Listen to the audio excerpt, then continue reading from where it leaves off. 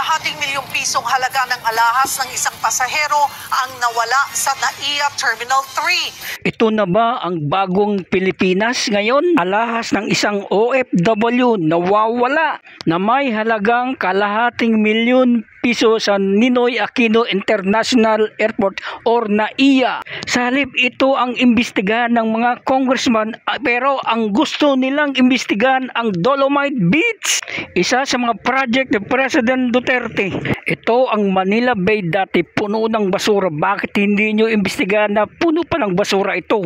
Ito ang gusto nyo mga congressman, puro basura. Pagdating ni President Duterte, pinalinis niya ito. Tulong-tulong ang mga local government, mga NGO para lang linisin ang Manila Bay na bahong-baho ng basura.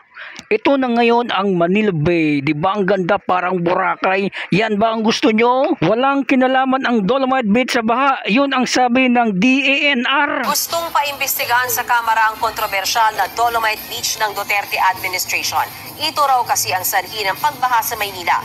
May sagot naman ng isang kongresista sa mga nagsasabing pinupolitika lang ang proyekto. Base our investigations and our answers on facts at saka mga na-conduct na hearings and investigations. So, hindi politika yun. 15 airline at airport personnel ang posibleng nagka-interest daw sa mga alahas. May indikasyon ding isinanla ang mga ito. Nasa frontline ng balitang yan, si Gio Robles.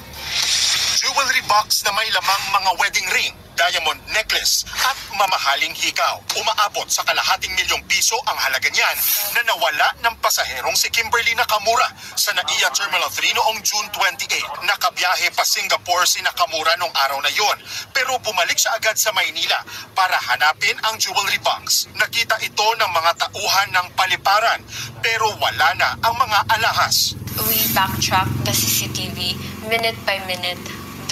Identified all the personnel who touched and who saw the box, but none of them had the heart to surrender the item to the lost and found. Kabilang sa nagka-interes umano ang ilang tauhan ng mga airline at security personnel ng paliparan.